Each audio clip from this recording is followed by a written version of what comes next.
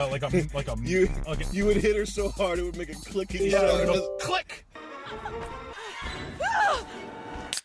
Her head would fall off because I hit her so fucking hard. I see it all the time. Oh, I had a kid, and I might have to pick up my daughter's friends, so I need to spend $80,000. Dude, the top of the range QX80 is 95. Can you fucking imagine spending $95,000? You know what that thing's worth immediately? $18,000. You can buy a used one for $18,000, $36,000, whatever. We find them used. They get out of the 50 range, like fast, like hyperspeed, down. Oh my god, like I can't even imagine like being in that situation. So they buy them, they come in there, and they have quilted interior. So this is actually funny. Show the quilted interior. Not like it even fucking matters, but that's how it's done, baby. When you see quilted interior, top of the line, baby. Mercedes, baby. The QX80, so the QX80 has a quilted seat pattern. I noticed it when I walked over there. And I was like, oh wow, it's like a little mini Mercedes. They do a quilted seat too. How cool is that? And you realize like they just like, ours looks like it's like the Tesla, you know, like it's like the, and they're so fucking expensive. And Infiniti is like a zero pride from Asians brand.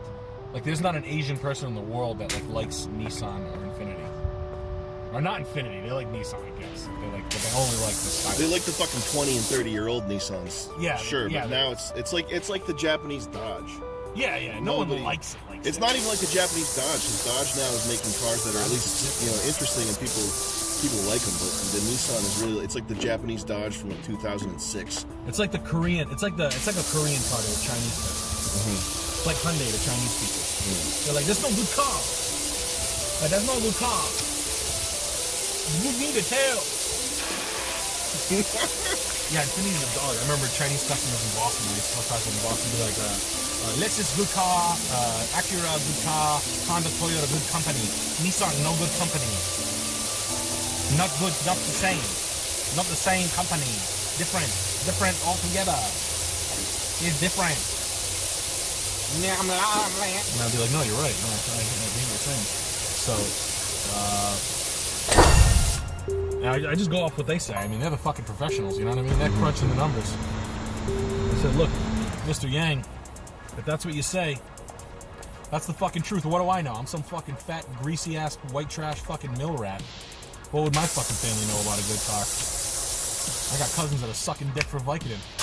I got a cousin that's openly admitted she fucks a guy with AIDS. What the fuck do I know?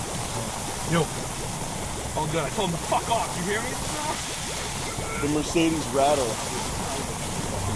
Like, no matter. They're stuck doing like shock power rattles. Really? Oh, yeah. Shock power. Oh, cool. The only thing good that Mercedes does, see, the only thing that people don't know what we do is we paint the inside of all the panels like that fucking matters. We paint the inside of the panels so that the value doesn't go down to fucking half immediately, but it does. So as you see here, the value goes from 144 to 70 day 2. So, sir, consideration of this car. I know you think you have more money than God, but you don't. I know you think you can afford this fucking problem, but nobody can. I like that guys like this. Honestly, a guy like that, he doesn't even care that the car depreciates. And I'm like this. That's not true. There's not a soul in the world that can take $70,000 hit and not feel it. I don't give a fuck who you are. I don't care who you are. Our rich guys have 40 million. That's what a Rhode Island rich guy is. We have one billionaire, and we have a couple of like 40, 50, 60 millionaires. They trade cars like this in. Whenever we get a $100,000 car in, they come buy it, and then they trade it in 6 months.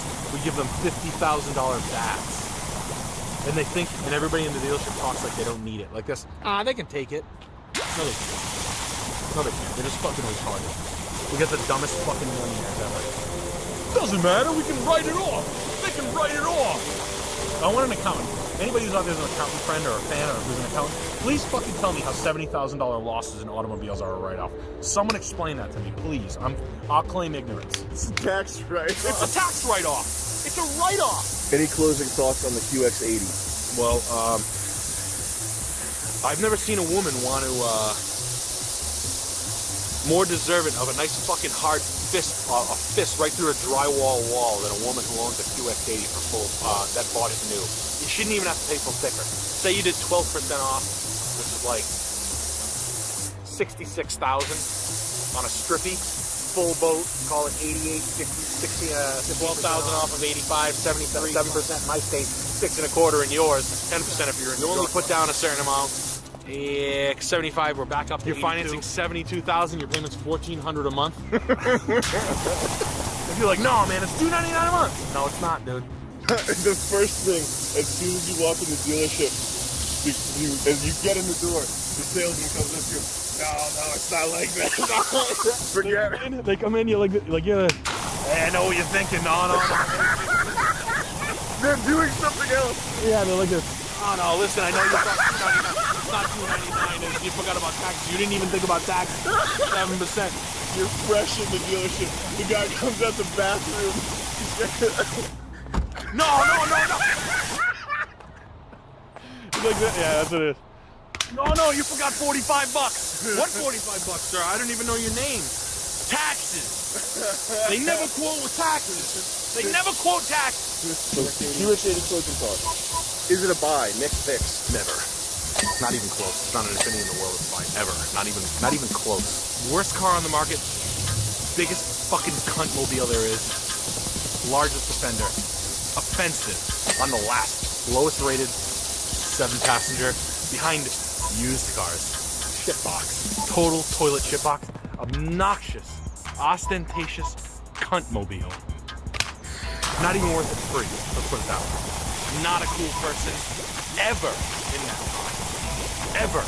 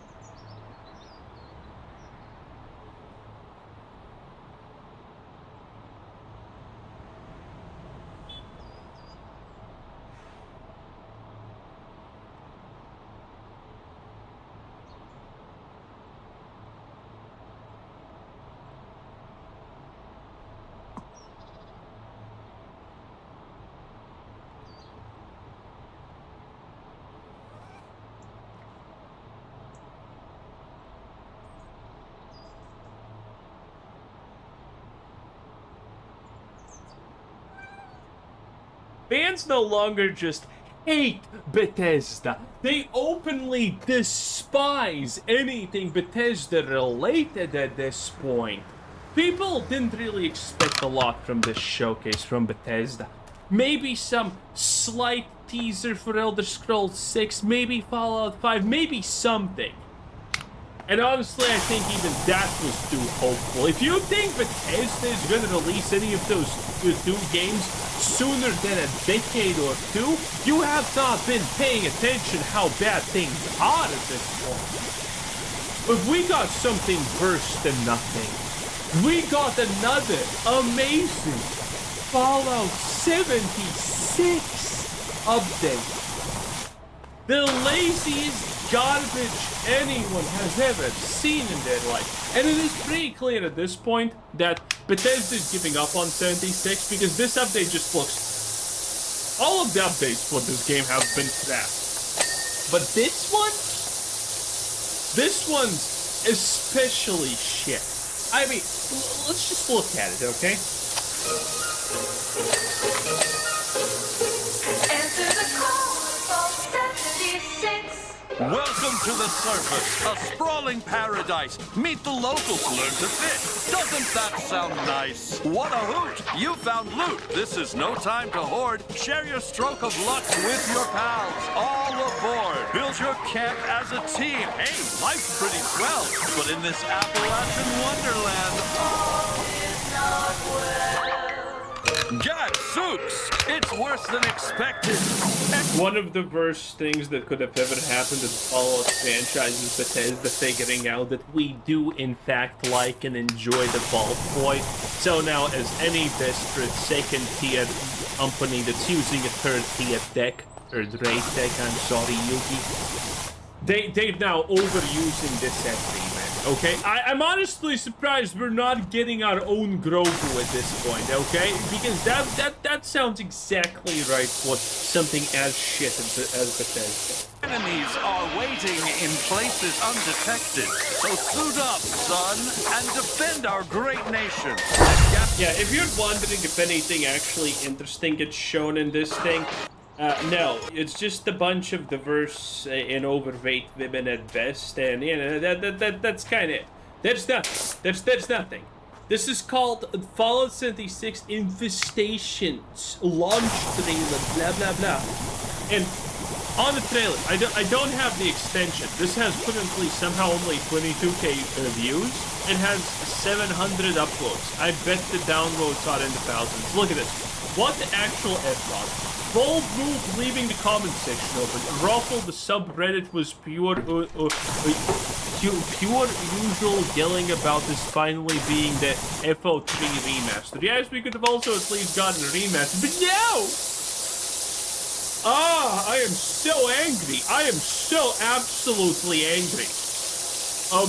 Again, the PlayStation, the Sony summer showcase, whatever the hell, didn't make me at least mad. Okay, this is making me mad. On the other hand, we probably won't get anything that isn't Fallout 76 until 2027. I would say probably until 2028 at this point. It's funny that they went through the trouble of animating. This is probably AI, by the way. I honestly think that this is AI. I think Bethesda, again, Bethesda, Microsoft, they love AI. They love this sort of stuff. This is kind of the combined feelings that most people are, you know, exhibiting towards Bethesda this day. Because again, it's just bad. And it's 76, okay? 76 is dead. It's dead! Look at this. These are the numbers for the last month. They got some kind of minor thing here that made the numbers almost reach 10k. But that averages between low 7 and a low 10k on average players. You know what that, by the way, is? Well, around here, if we look at the chart, Bethesda had 14k players. And that's when Microsoft wanted to cancel the game because it doesn't make enough money, okay? And this was before Bethesda put in all of those resources to try and capitalize on the Fallout TV show success, which was lightning in the bottle, granted, but it's never repeating. Season 2, massive failure. Literally almost three times less players than that. And Season 3 is gonna be, like, who even cares at this point? It's all a disaster, okay? And at this point, Fallout 76 is below what it had previously because it's just getting obnoxious. All of these updates are breaking the game, making builds that people previously played unplayable, and it's horrible, okay? But that's just the life of a Fallout fan at this point, okay? Either they're gonna upgrade Fallout 4 so the mods break and, you know, because reasons, or they're gonna give you a 76 update. This is the Fallout Reddit. This is the Fallout Reddit, and don't worry, Reddit's still Reddit and they don't have any spine or testosterone, so the most upvoted comment here is, "You mean it's hard to be a Fallout fan who doesn't like 76? They should have had a shot at the end here, but they didn't. There's plenty of people who do. Let's consult the graph. Oh yeah, these are the plenty of people who do. These are the plenty of people who I am so mad. Fallout is one of my favorite games of all time, and it's been dead for a long time, okay? Granted, I can still replay Fallout New Vegas constantly, it is what it is, but I would want to have something good happen also, okay? It's been literally more than a decade at this point. If you look at what's happening when you Google Fallout, it's like nothing. it's a bunch of nothing. No one's talking about it. No one gives a shit. Now, granted, there are some official posts here, and when you look at these official posts, like, for example, this is the official Bethesda, okay? People are so unhappy with this announcement that they don't even care to be angry. Well, people still care to be enough angry, granted, but look at this. They're not even getting views, honestly. Look at this. This is the official Bethesda Fallout 76 announcement. Okay, claim 3 daily rewards. They're literally doing the Raid Shadow Legends thing, okay? They're doing the mobile game login fucking fear of missing out shit at this point. Unbelievable, honestly. And yeah, our expectations were low, but god damn. And look at this. This is what people are writing. Can you fucking listen for once? We have literally been telling you for years and years and years what we want, and every year you do the exact opposite. And this is every comment.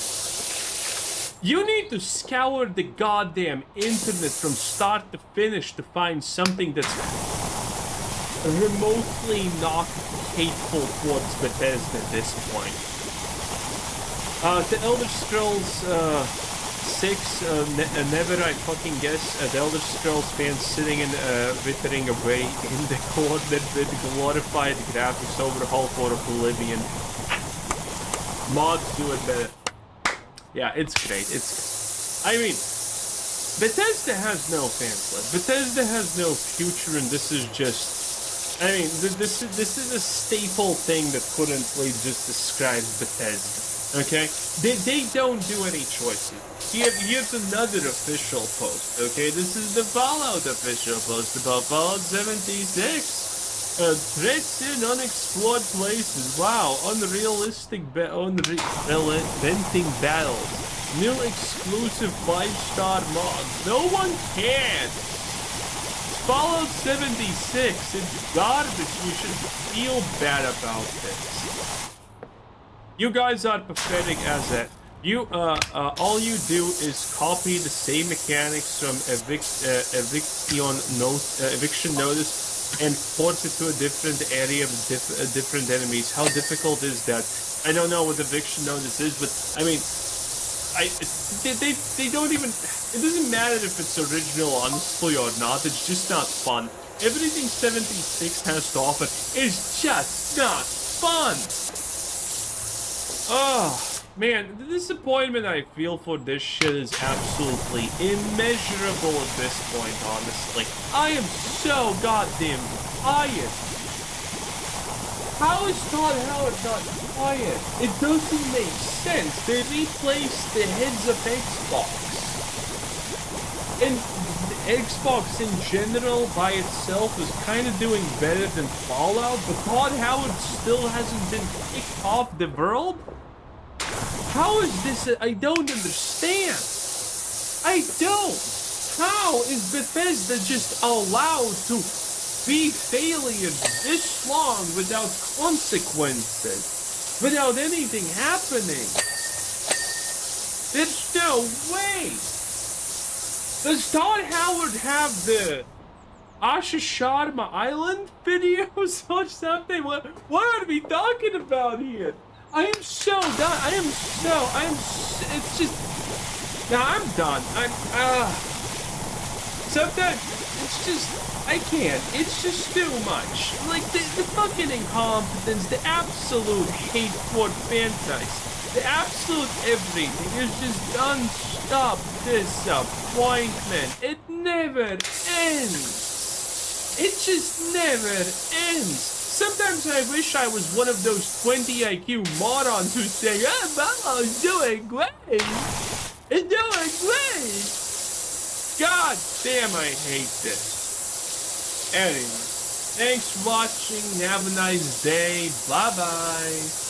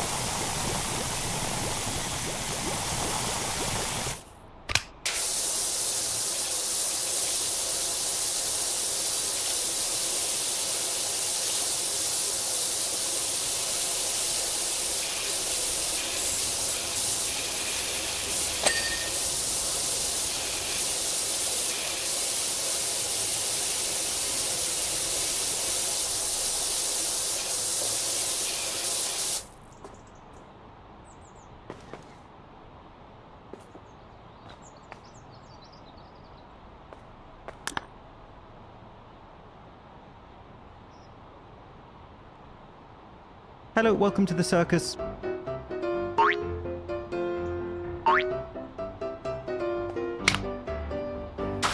Quickly take your seats, here come the clowns. And just do baby rep. Do baby rep. Baby rep. Come on. You have to stay there, Adam. When you take too long on the squat rack.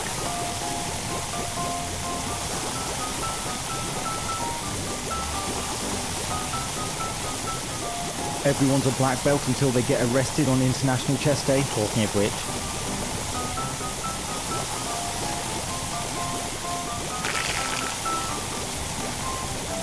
Dude was legit bench pressing a twiglet. And that, son, is how I met your mother. Talking of which, the Vicula has now been banned from YouTube. Clav is shocked by the decision and stated, the channels consisted of live streams and free courses created by me to help empower young men to be the best version of themselves. Don't ever let the facts get in the way of a good story. When people under the height of 6 foot start talking, just turn your brain off. To be fair, you did that a long time ago. Your content consists of you going around being a degenerate, telling teenagers to take tren, performing cosmetic procedures on yourself and others. Could you please help in recovering my accounts? I'll get right on it, gotta wash my hair first.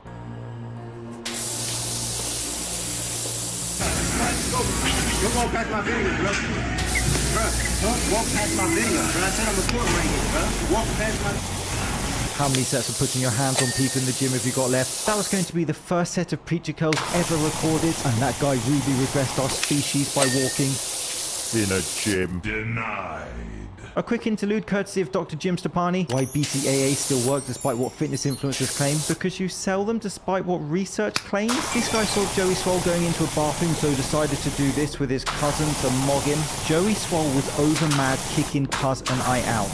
No, I wasn't mad. I just wanted to use the men's bathroom without a woman in there or a photo shoot going on, which is completely fair.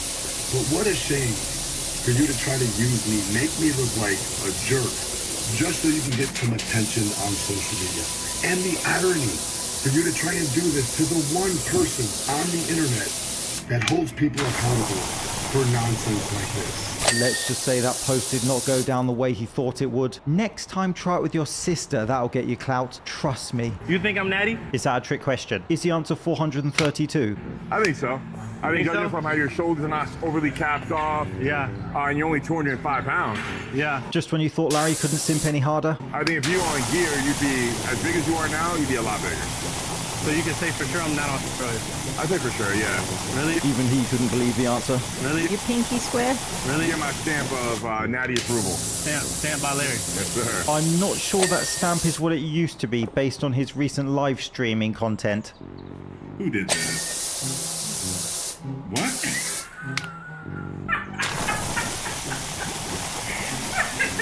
I think if you were on gear, you'd be as big as you are now. You'd be a lot bigger. Mate, his arms are the same size as yours and you slam everything. Does Ashton Hall think that if he just keeps getting his friends to tell us he's natural on camera that we'll believe him? So you can say for sure I'm not on steroids. I say for sure, yeah. Really? Get my stamp of natty approval. Stamp by Larry. Yes, sir. Parcel lost in transit, methinks. Really? Has anyone got the time? Time for this week's episode of Sesame Street.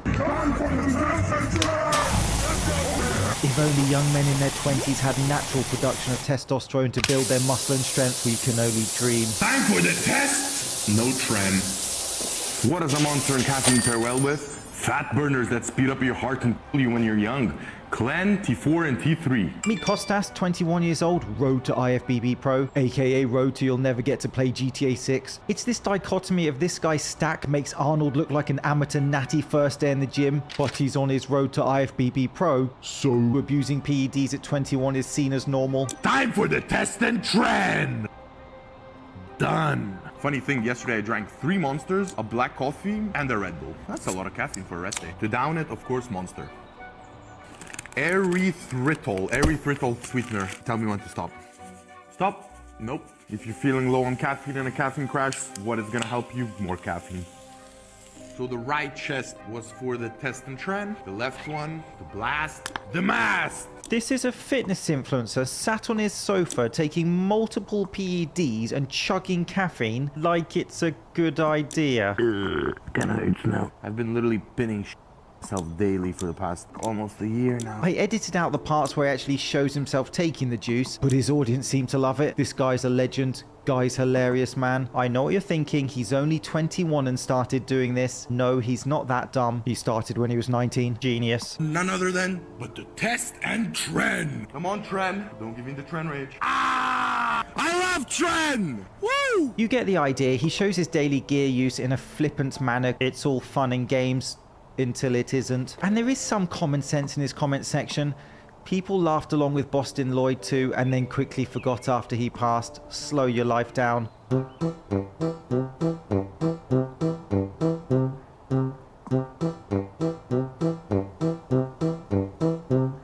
He took your advice then. That was Kostas flexing with 23-year-old natty beginner genetic anomaly, real name Svein Valsen. I think this is that 40 look. The what? When they tell me I'm going 40. Oh, yeah. I think this is that look. Yeah, why do you think I'm worried? You're scaring us, bro. No. Yeah, we look till 90. 90 years old. He's nothing if not a forwards thinker, and by the looks of it, a skilled barista. Because I need creatine and pump serum per workout. But in a coffee? But remember, I don't care about taste. But I that do just... everything for function and power. Starbucks coffee. Make sure it's an iced Americano. No milk. Yeah, we wouldn't want to put any milk in that. Let's not get crazy. Joking aside, and here's the part which is really troubling. And before I show you this, his girlfriend seems a lovely woman who tries to talk common sense into him, but he just seems lost in this maze of wanting to pack on more and more muscle. Guys, he's huffing and puffing. And I can't imagine another heel on him. I'm scared. I actually have to like, I'm being serious right now. So funny. It is funny to me when I'm actually getting this big. But like I can barely keep breathing right now. I have to open the window. God, just to get some air. The guy is breathing like he's just completed the Tour de France. He's probably on less gear than Lance Armstrong though. We're getting bigger, that's the goal, you know, bigger by the day. One day you may, you know that like one day you may. It's all starting to make sense. Yes, baby, but everyone's gonna comment you're gonna end up like him. No. Longevity is key, you know, I don't want to at 30, even though I've learned as I'm gonna before 30 and now, like, before it was, he's not gonna make it to 40, now it's, he's not gonna make it to 30.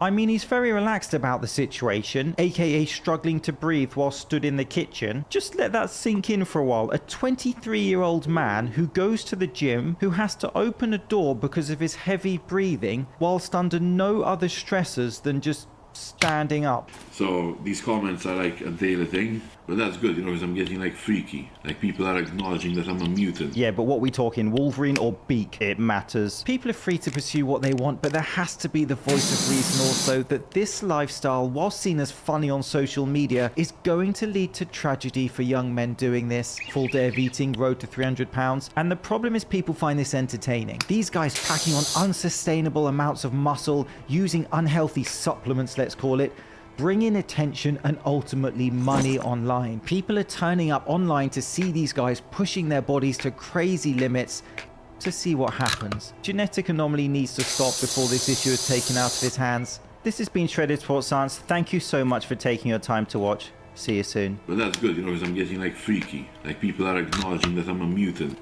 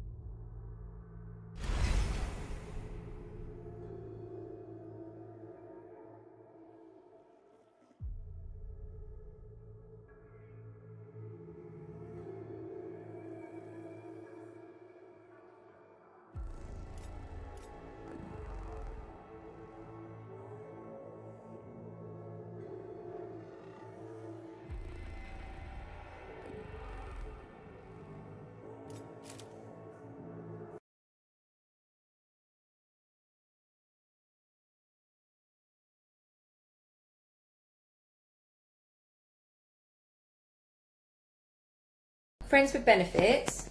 Talk to me. Okay, does it work? Can it work? Today, my 10-year-old son and I went to Sandbox at Westfield in London.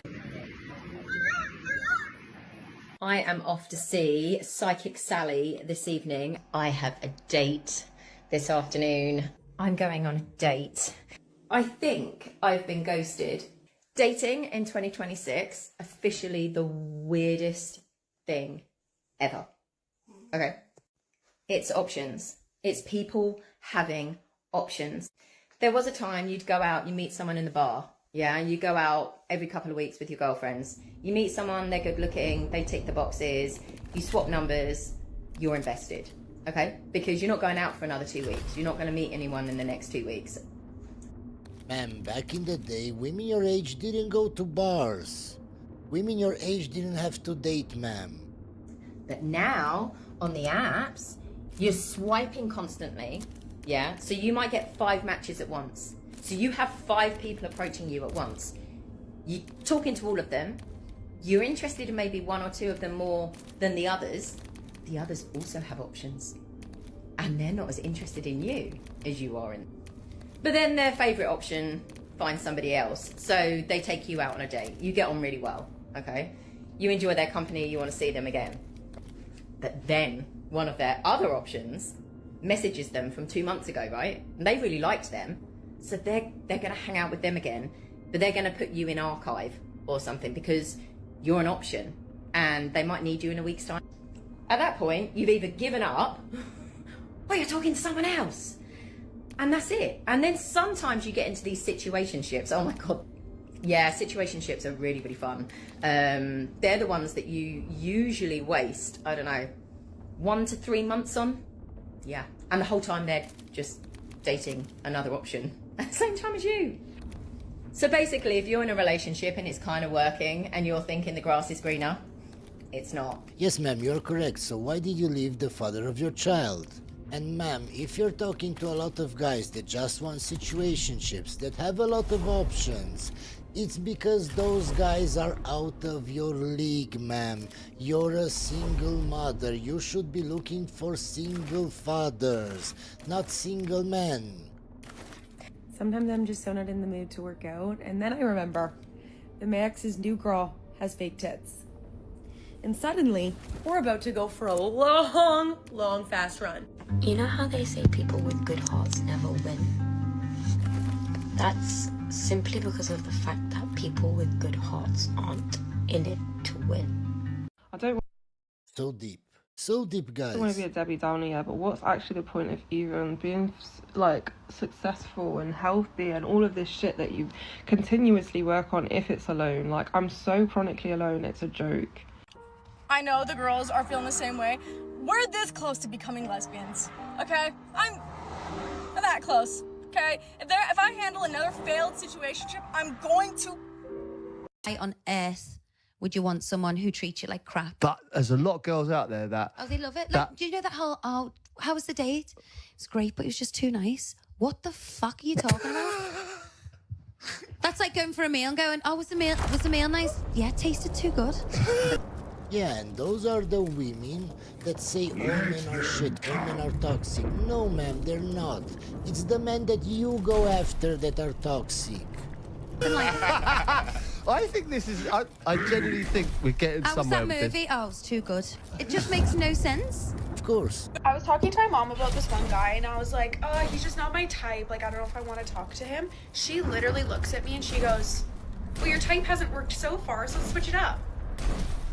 Yes, ma'am, she's right. You keep going for the toxic chats that don't care about you, that just want to sleep with you, and then you wonder why you can't find a good man, ma'am. It's because you're not looking for a good man. Oh, she clocked me so hard, but Mom, you are right, and you are always right. What does that say about society, and also what does that say about men? Western society, well, do we care about that these men are leaving, right? Like, maybe we didn't want to date them anyways because they have more traditional values. Should we care? Should we care that these men are going to find women in other countries? Yes, ma'am, you should, because at some point there won't be enough men to go around. So what will you do then? You will keep making TikTok videos and get cats, ma'am. Continents. would love to hear if anyone's love life is more tragic than mine. I've had not one, not two, not three, 4 men in the last year try and chat to me who ended up either being in a relationship, engaged, or married. Like, you literally can't fucking write it. What do you do when you love somebody and they clearly love you, but they are not sure what they want from life and from the relationship? I don't know what to do. It's because they don't like you, man. When a man truly likes you, he knows what he wants. So if he doesn't know what he wants, it's because he doesn't want you, man. Hot take, single dads scare me, especially if the child is under 5. Why are you a single dad? Did you really leave a woman in her most vulnerable, most difficult era of her life? Oh, well, she left me. Even worse. Even worse. What woman, as a woman who left at 7 days postpartum, something crazy has to happen for you to leave right when you have a child. Something insane. Insane. Unless you're a widow, and also, wait, how did she die? Is it a red flag to talk to a girl for 2 months without getting on a date? Major. That's like criminal. Unless it's because she lives in another state or country, there's literally no reason why you should talk to somebody for even a month without setting up a date. And you shouldn't be talking to somebody that's out of state or long distance, because usually those kinds of relationships never work. If she's putting off meeting you for that long, she likely has zero interest in actually meeting you. True. Right, people that jump from like relationship to relationship to relationship. Like, how? I can't even find people to date, never mind have a relationship with. Like... That's a you problem, man. You probably have unrealistic expectations, man. The amount of people that I have on socials, and I see like 1 month they're with somebody else, then in a month they're with somebody new, and then another, and I'm like, how? Because there are 8 billion people on the planet, man. So if you're telling me that out of all the men that are in your city, wherever you are, you can't find any of them that you want a relationship with, it's a you problem, man. How? Like, I don't get it. Today I had a friend tell me that she was just having a hard day and that she was just really upset about a man. To which I said, girl, ain't no man worth it, right? Like, ain't nobody is worth that. No man is worth you being upset and letting it ruin your day. And she said, you don't think any man? No. And that's why you're still single, man. And that's why you'll be 40, 45, 50. You're still making TikTok videos with cats, man. We're just going to skip this video because it's very stupid. I wanted to see why you think dating is so bad right now. I think it's social media, and I also think it's online dating. I think it's the 1-2 punch. Social media and having our own profiles on Instagram, on TikTok, has made us an incredibly individualistic society. People think that the world revolves around them. People are so obsessed with people's perception of them. People also think there's always something better. There's such a lack of manners, rampant ghosting, playing the field and not committing, flakiness. I do fault social media and I fault online dating. Considering giving up on dating. Dating after divorce is just like impossible. I'm not gonna settle again.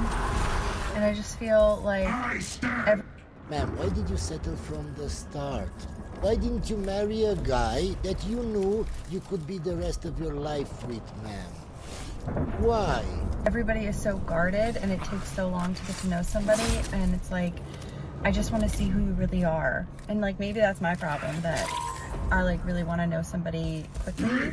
Maybe it's my problem because I don't want to put a lot of energy into something that is ultimately not going to work out. Like maybe that's my trauma. I don't know, but I can tell you from the start, ma'am, it doesn't matter if you're dating or trying to start a business, trying to make money, trying to, I don't know, learn something. If you don't put enough effort in whatever it is that you're doing, you won't get good results, ma'am. It's the same in dating. Why do you expect that you don't have to put any effort in and Prince Charming will just fall from the sky and reveal himself to you, ma'am? Why do you believe that? Why do you think like that, ma'am? It's so stupid, guys. We're just going to skip this video because it's very stupid. The reason that we have so many broken families and so many people separating in today's day and age is purely just because of social media. 20, 30 years ago, we didn't have access to people in the way that we do now. We would have had to have gone physically out to like meet somebody else, speak to somebody else. Whereas now, in today's day and age, you don't have to do that. You can literally pick up your phone. From England, you can be speaking to Maria in Marbella in 5 minutes. But 20 years ago, if you wanted to, if as a man or a woman, if you actively wanted to like go out and meet somebody else, you would literally have to actively go out and meet somebody else. Social media has given us the illusion of expansion in terms of, you know, it makes our world bigger. They always believe the grass is greener on the other side, exactly like the first woman. When in actual fact, what it's doing is closing us in and we can't even see it. I got engaged on Friday, and this is the first time I've had to sit with it, and I honestly don't even know if I'll post this, but I like just never thought that I would meet someone. There were so many times in my life that it was the third wheel. I didn't have a boyfriend all throughout college, barely in high school. Like, it was always everyone else and celebrating everyone else, and I'm just really happy that it's finally my turn, and I hope... Guys, how many women have you seen like this to be so emotional and happy to get engaged, to get married to a man? How many women? This is how all women should see their engagement, should see their marriage. Oh my god, I'm so excited, I'm so happy I finally found somebody to spend the rest of my days with. Nowadays you see TikTok videos of women crying because they're not marrying the guy they wanted. Because they're settling. It's so stupid. I hope that, like, other people, if you feel this way, if you feel like your turn is never coming, it's going to come, and I'm really rooting for you, and I hope that one day you're just as happy as me, and these are obviously happy tears. I'm so excited, but it was a long road to get here, and I'm just like, I don't know, emotional about it, so. Hopefully, man, you'll never have to get divorced, man. I think men think about looks more than women. I think women care more about looks than men do. I agree. The things that men care about, women have a greater degree of control over. But men can't control their height, men can't control their size, men can't, for the absent surgical intervention, can't control their hair. Most women prefer men who are not balding, who have a full head of hair. Women are harsher in that sense. Women care more about looks when they're younger. After they're 30, 35, 40, they're looking for the nice guy, for the piggy bank, for the provider to take care of them. They're not so interested in looks anymore. But in their 20s, they would hook up with Chad just because he was hot. Sense in just don't be fat. That's really it. For a woman. But what if their face is ugly, though? But men's faces can also be ugly. And women have more options related to their face. It's socially acceptable for women to wear makeup to change your face. It's not socially acceptable for men to wear makeup. For most feminine women, they're going to view that as like unmasculine, gay. So I got a question for my ladies, and I know this is going to get y'all mad. So y'all swear, y'all get online all day, every day, and act like y'all just got the highest standards. And I'm not judging nobody for what they do, because it could have been me too that was a baby mama. But it's like, why do y'all baby dads not have to meet these standards that y'all put on these other men? Like, why don't y'all baby dads have to pay all the bills? Why don't y'all baby dads have to be the richest? Why don't y'all baby dads have to do all this stuff that you trying to get all these other men to do? Because it's like, y'all swear y'all be having all these options and all these rich dudes checking for you, but you having a baby by a man and a bum. Like, why did you have to have a baby by a bum for you to try to have these type of standards? What do you wish more men understood about the women's mental health crisis and SSRI epidemic? You know, I think it's so frustrating for us to have this conversation between young men and young women right now, and you're watching a lot of intersex animosity start to build because it feels like the other side isn't acknowledging what you're going through appropriately, right? So I think it's important to say young men have been dealing with a substantial mental health crisis unlike anything the world has ever seen throughout my lifetime, and that has peaked in the last few years especially. But I think we're also starting to see kind of the other side of that now. And you're watching a generation of young men really redefine what our cultural values are, what strength means, retaking masculinity and ownership over your life. At the same time, you're watching all of the statistics start to suggest that for the first time in modern history, it is young women struggling with things like suicide and substance abuse, anxiety, and depression at a higher rate than young men are. What they're telling young women is the idea of existing as a woman is unacceptable for society. So now we are going to overprescribe and overmedicate you to turn you into a boy because there is no value for you whatsoever as a young woman. And we need young men to help us fight back against that. I think there's a huge role for masculine protective instincts here. Yes, ma'am, you are correct, but why would young men care? When they're demonized everywhere, on social media, everywhere, by women online, on TikTok, they're demonized day by day by day. Why would they care? Because women don't care. So why would we, ma'am? With our generation to make sure that these lies don't continue to become truth every day. I think one of the biggest differences between male spaces and female spaces online right now, that a lot of male spaces are built around criticism, discipline, self-improvement, work, purpose, money, fitness, responsibility. A man gets told he's weak, lazy, broke, fat, undisciplined, too emotional, not doing enough. And whether that's harsh or not, a lot of men are used to hearing it. Fix it. Whereas a lot of female spaces right now are built around validation. Not enough, you're perfect as you are. If it failed, it was probably because you were not appreciated. If a man hurt you, men are the problem. If you're struggling in dating, the dating pool's the problem. And before people start frothing at the mouth, I'm not saying women never work on themselves. We do. A lot of women are incredibly self-aware, disciplined, reflective, constantly trying to improve. That's not my point. The point is that a lot of modern female messaging has made criticism feel like oppression. From my experience, the second you question a woman's behavior now, people act like you're fucking attacking her humanity. No. Sometimes you just... If a guy comes up to me and says, oh my god, my girlfriend left, oh my god, my girlfriend cheated, oh my god, my wife divorced me, I would tell him, my guy, you didn't know how to spot the red flags. You married a woman that had lots and lots of red flags, so now you can't complain that she's cheating or whatever. But if I say the same about women, oh my god, I'm a misogynist. Any woman that is watching my videos and sees me critique women, even though I critique men the same way, will say, oh my god, you're a misogynist.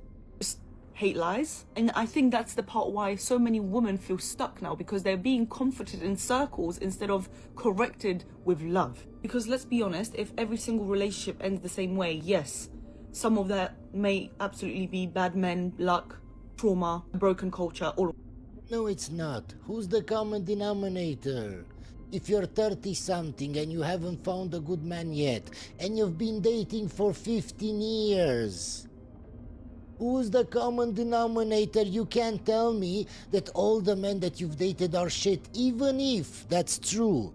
It's because of you, it's because you keep dating the same type of men. You're attracted to toxic men.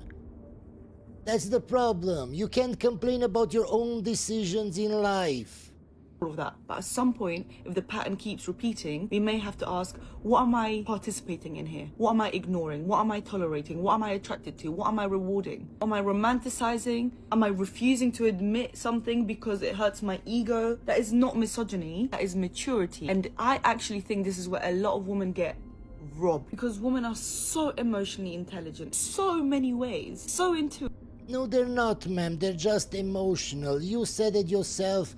They have no accountability, so how can they be emotionally intelligent? Yeah, I thought she really had something there, but she lost me. Hope you enjoyed this video, guys, and I'll see you on the next one.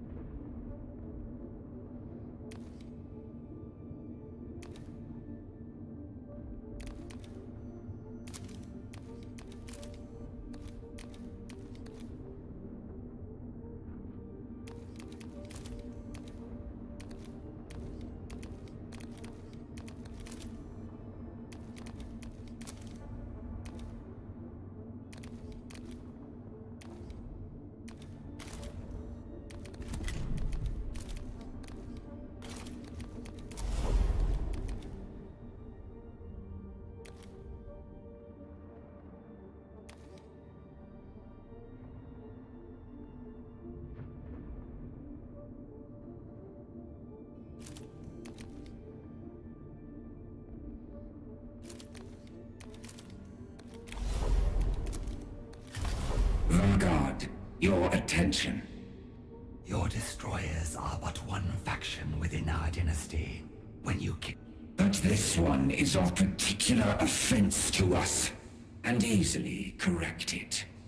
A laudable goal, once... It is a foul perversion. Life is a rampant cancer to be excised from Kivroth, not collect. I acknowledge a need. It is the will of... Trapped in the service of monsters. Your Pharaoh meant you for more than this, Nefertar. The only destruction you will cause is to my patience. I will follow. Already setting your rivals against...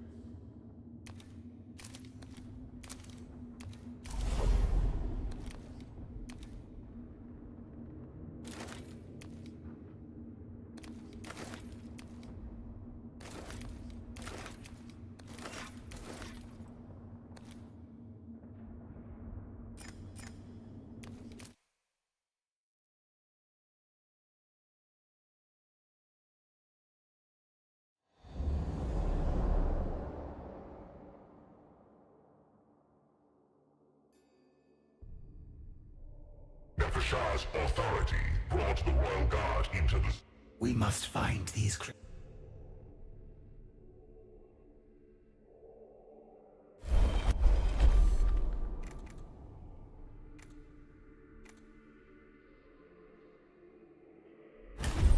Sharded. We have their location.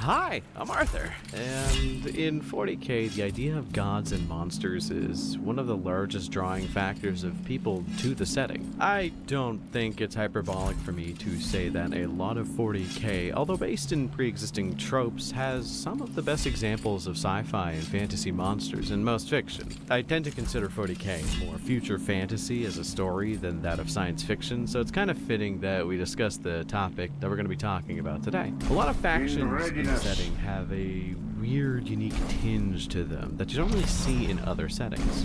One of the ones people tend to like a lot is the Necrons, which in essence are just necro-automatons. Don't worry, it took me a bit to figure that one out too. The Necron are an ancient race of sentient robotic organisms that, due to them selling their souls literally and figuratively for power to ancient star gods, ended up with mostly immortal living metal bodies. Now, I'm not going to cover the War in Heaven as much as I probably should, or the Necron as much as I want to here, but in general, you should know that the Robots won the war, the star gods that gave them the power betrayed them, they took that personally, and now they use the star gods as Duracell batteries for most of their contraptions. You play stupid games, win stupid prizes. Though reductive, we will cover them a bit more later, these topics that is, but this is a video about the star gods, the Catan, which, fun fact, until I made this YouTube channel and had an entire audience of people to yell at me for saying words wrong, I thought it was actually pronounced Citan, which, okay, cool, might be, I take it back, I'm gonna say it right from now on. But yeah,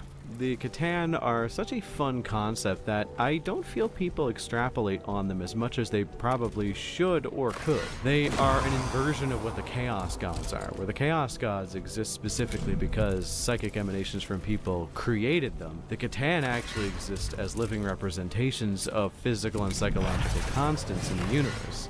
don't follow the difference here? So to break it down, you can't get rid of corn without having to get rid of the things that produce corn. Like, if you want to get rid of every single person who feels rage or murderous intent while also being psychically charged, then corn will disappear. You don't have to get rid of every single person. Not the other way around. People existed long before the Chaos Gods did. But for the Catan, they represent basic concepts. So say the Catan of fire. You can get rid of every single fire in the universe and snuff them out all at once, but the fire Catan will probably still be around, as the concept of fire is still around, and thus fire can still be created, even if there is nothing of it in the universe in that moment. But if you get rid of the fire Catan, then fire as a constant or an idea in the universe is actually removed from existence, in theory. We don't have many ideas as to what happens if you fully remove a Catan from existence, because the one time we did, it didn't really remove itself, as it started to manifest in other ways than just being a Catan or a Catan shard. But we'll cover what I mean by that a little bit later when we get to the flavor. So does all that make sense? Basically, each Catan represents a basic concept that exists because of them. They are the reason some things happen, and because of that, they can be a bit esoteric. So some Catan are easy to understand and others aren't, and others tend to overlap in concepts. But before we get up into naming the Catan we all know and love, I want to cover just a few basic ideas so that you kind of have a key as to what we're talking about. So what complicates this entire process is, for one, Catan were broken down into shards. These shards exist because the Catan originally were basically just amorphous blobs of magical whatever that were put into physical bodies by the Necron-Tyr, the pre-race of the Necron. They were sealed into a similar living metal body that's kind of similar to the Necrodermis that eventually became what the Necrons use as bodies. Meaning these shards are basically supercharged mega metal prison pieces of what they once were. Now, I think it's a little bit more complicated than that because they're referred to as shards and more gem-like than they were metals, but I digress. The shards make them manageable. By dividing their power up between said shards, it makes them easier to be harnessed and controlled. A lot more than just a full Catan would be. To complicate things more, when shards of Catan come into contact with each other, they actually merge, and it doesn't actually have to be shards of the same Catan to kind of form together like a puzzle piece. Sometimes it can just be Catan shards from other Catan that mix together, and if they are of equal power and no single consciousness takes over, these shards actually can yield something that is kind of in the category of absolutely fucking no good 0 out of 10 tomato brick bad, which is a transcendent Catan, which are actually hard to deal with. They are so powerful that the Necron had to invent a special type of containment prison for them in order to keep them stable and, you know, keep them from attacking other Necron. These are the Tesseract vaults. Transcendent Catan are actually multiple times stronger than Catan shards of the same size of the one that made Transcendent Catan. It's more of a multiplicative effect rather than an additive effect when you have multiple shards of the same power. There are several instances of shards being stronger than other shards for reasons neither here nor there, and we'll cover a kind of pseudo ranking of who we know the most about and who would technically be the strongest of what we know. But once again, complicating things further is that Catan can also occupy similar concepts as other Catan, as long as there is slightly a different tinge to them. So we do have to break out the metaphysics for some of these a little bit. Like the Void Dragon is the Catan of Oblivion, and the Nightbringer is the Catan of Death and Darkness, which from a reductionist point of view is probably the same thing, but what do I know? I'm not going to argue metaphysics on a YouTube channel where there are at least 3 sound bites of me loudly proclaiming about how much I love Space Marine man ass. $5 to any of you who can actually find all 3 of those and send them to me on my Discord server. But yeah, that's kinda all you need to know about this video before I get into it. But before I do break down the Catan we know about, I just want to state, yeah, this is going to be a bit of a longer video. I want to try experimenting with format to see what serves me best. A lot of you have been kind of saying that you tend to vibe out to my videos and just listen to me talking, so I kind of want to try and experiment with longer videos and see what you guys think about them. So yeah, let's start talking about the Catan shards, with the 3 most people people tend to know about starting this off. So, the Nightbringer, also known as Azagorod, is probably the most well-known of the Catan shards, as it's kind of the most dangerous of the bunch in general terms, due to the fact that it's more common than the actual most dangerous one, but we'll get into that one later. I suppose if I were to say which were the most dangerous, it'd probably be the Void Dragon or the Outsider, but again, those aren't too common. So, the Nightbringer is often represented by the stereotypical boo haunted house Grim Reaper shtick. They tend to manifest as just a generic psychopomp, and we'll get into why, but the Nightbringer, as its name implies, is the Catan of death dying in the act of killing. Basically, if it has to do with the cessation of life, the Nightbringer is the culmination of that idea. Its existence is singularly the reason why psychopomps as a whole exist, and psychopomps are just a mainstay constant in the universe at large. It is an incredibly powerful creature, as the concept it governs is so universal to be almost ubiquitous with the idea of living itself, because if anything lives, it shall one day die, and thus the concept was birthed by the existence of this entity. The Nightbringer is the concept of anti-life. There are so many examples of Space Marines and other entities that feel quite literally no fear. It is impossible for them to do so, interacting with the Nightbringer, and it ends with them, for the first time in their entire existence, feeling what they were told they could never feel again. Fear. As when Azagorod manifests, depending on the size of the shard, it literally causes the fear and imagery of death and killing to be put into the heads of everyone in a pretty decently large range. In the first book of the Uriel Ventress series, he ended up facing the Nightbringer, and I know a lot of people shit on the idea of a Space Marine beating the Nightbringer, but don't get it twisted. He did not beat the Nightbringer. He just sealed it away and was a little bit snappy about it. But even that short interaction where Uriel left kind of unscathed, it was maybe like 10 minutes. It still affects him all the way up to, I believe, book 4? Probably beyond that, but that's the book that I'm currently on, so, you know. And that takes place quite a few years after the first book, where he is still plagued with nightmares of wanton slaughter that he was forced to see because of his proximity to the Nightbringer. It's a very interesting idea, and one I really like. In D&D, the idea of meeting the Grim Reaper is usually kind of a blasé affair for unskilled GMs, but when people interact with the Nightbringer in any of the novels I've seen, it is, although not eldritch, it's very, very good horror. It reminds me so much of the scene from Chainsaw Man where the cast and crew go to hell for just like a few minutes and end up encountering a primordial devil representing the fear of the dark, where even if you don't fully understand what you're seeing, you can kind of tell it's not good, and probably you shouldn't be there messing with it.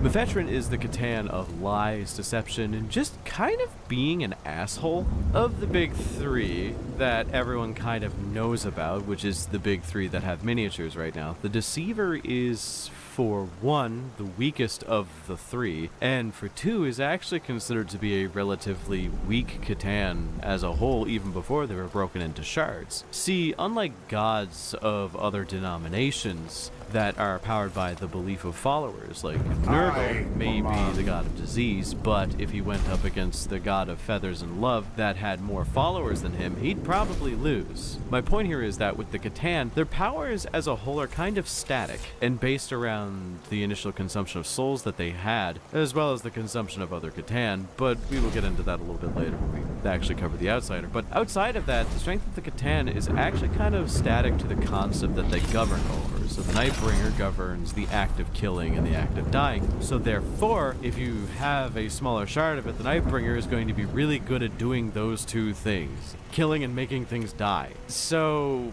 that kind of power makes it pretty difficult and pretty dangerous to control. Hell, Necron as a whole are nervous when they have to actually summon the Nightbringer. So with the Deceiver being based around a non-combative idea like Deception, its combat abilities are a bit lackluster in comparison to other Catan. Does that mean you can actually fight it? No! It's still a star god, and it's going to huck meteors of antimatter at your goddamn face. Bro, have you not been listening to me? They are star gods. Just because it prefers to lie and trick people doesn't mean that it can't just casually rip reality in half on a whim. Catan are incredibly powerful at base, so regardless of if the Deceiver is weaker or the weakest Catan in the setting, it's like saying, oh, you only brought a small tank to a knife fight. But regardless, what makes Mephetrin so significant? Well, it's significant as it was the one to trick the Necron tier into slavery through the means of biotransference, which means that it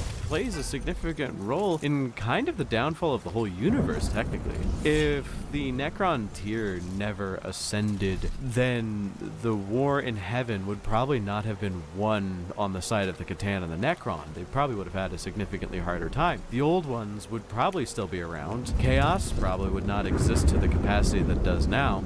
Weird shit, right? We always blame this guy, but it's actually probably this guy that's like the reason why a lot of shit went bad. So yeah, Mephetrin, the Deceiver, TLDR, screw this guy. Magladroth is my favorite of the Catan. Period. This Catan is one of the closest to Eldritch Horror out of all of the Catan I've ever seen, and the Catan as a whole are pretty Eldritch Horror adjacent. So the closer you get to that paradox of I don't know what I'm seeing, but I'm scared, the more I'm interested. See, with the Nightbringer, it kind of represents this contemporary horror. This idea of death, dying, horrors beyond your understanding being blasted in your mind at warp speed is pretty damn scary, but it is very understandable. But with the Void Dragon is the Catan of nothingness and oblivion.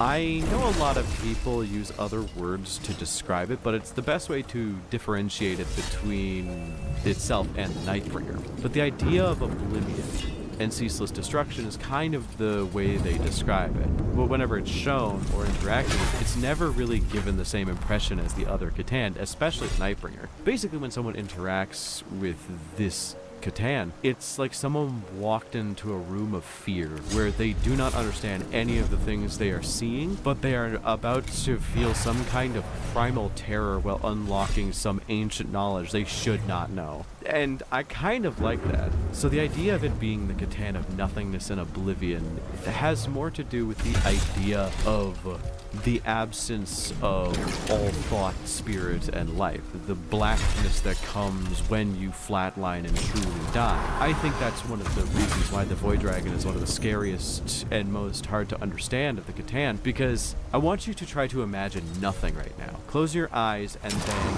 imagine a shoe. I want you to make sure that their shoe is in a black room. Then I want you to take away the laces, take away the tongue, take away the insole, take away the rubber of the grips, take away the fabric, and then as you're slowly taking away everything, keep stripping back the layers of fabric until there's nothing left but a black room. It's a meditation technique. I know it's a little bit of a weird way to get to a blank mindset, but whatever. But that blank blackness that you're seeing in your head, that's not nothing.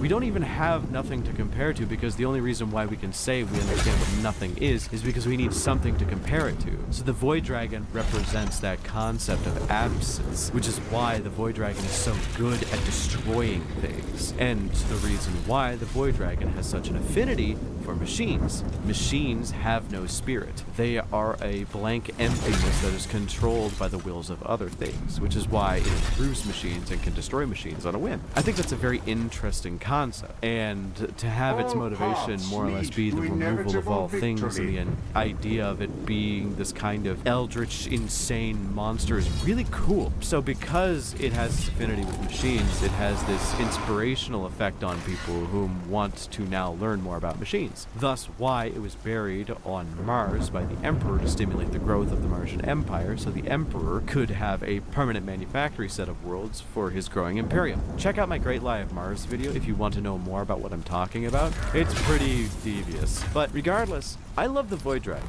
It's such a fun entity in a setting, and the largest shard of it still is on Mars to my understanding, with only smaller shards being used now. So the idea of the biggest shard ever being released to the public? Oh god, that's so cool and interesting. Okay, so with the big three out of the way, I'm gonna kinda do a bit of a lightning round for the last batches. We have varying degrees of lore, but not nearly as much as the last three that we discussed. And I think a few of these I've already talked about. So, aside from two of these that have a decent amount of lore, I'm just gonna kinda go through these and give you the basic idea without going too in depth with the theory crafting, or else we'd be here all day. I wanna make longer videos. I don't wanna make documentaries. Saranoga is kind of the sleeper hit of the Catan. Like, if you play 40k casually, you would totally be forgiven for not knowing anything about this one. Because honestly, I didn't know anything about the Outsider until relatively recently. They are one of the more interesting of the Catan, and note how I'm not saying Catan shard, as the Outsider was not turned into shards. It was actually dealt with in a bit more of an interesting way.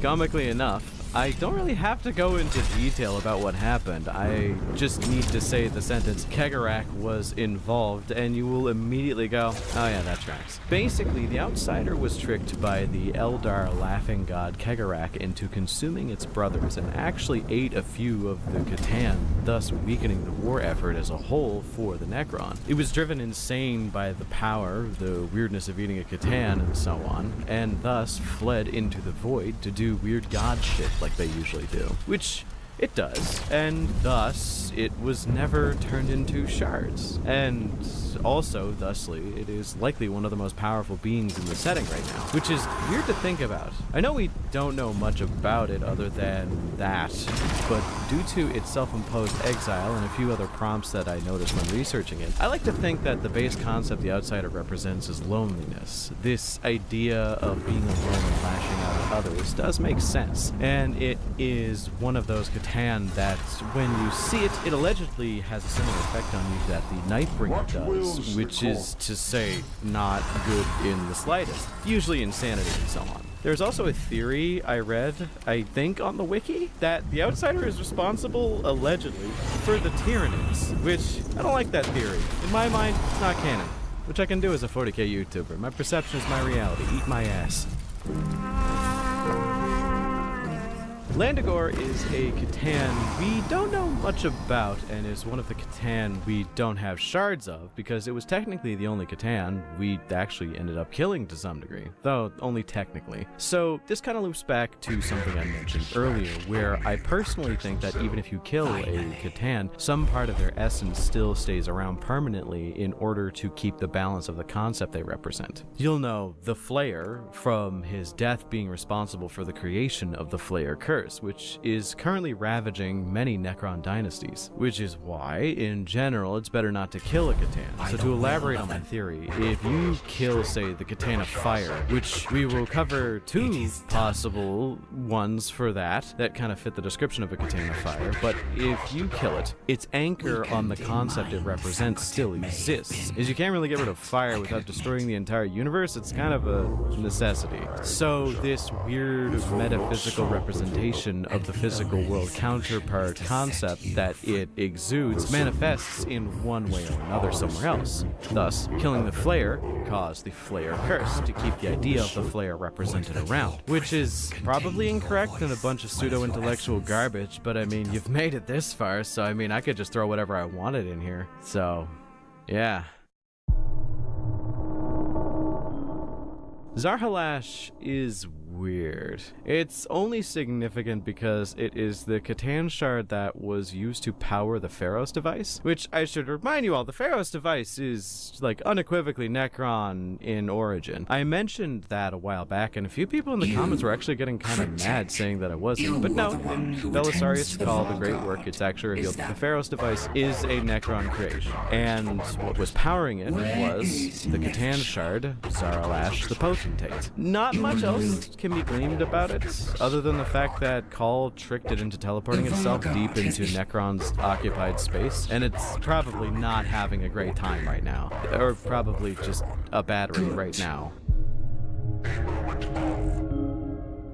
Nyadrazatha is one of the Catan I think are one of the best examples of representing just flat-out fire, as it just wants to burn things. Other than that, we don't know much about it. It is responsible for the creation of the Dolmen Gates, which, if you don't know, is one of the main reasons the Necron can travel the universe at a greater speed than faster than light. Necrons, see, they don't have psychers in the slightest in their species, also because, you know, they're robots. So warp travel isn't really an option for them. So they essentially have carved out a path in the webway like the Eldar, which is super useful. I'm like 90% certain that the Burning One helped make this tech just so it could burn more shit even in the webway, but who am I to yuck someone's yum for being repetitive? I'm a 40k content creator. If I didn't make a video about the Space Marines at least once every 2 weeks, my channel would wither on the vine.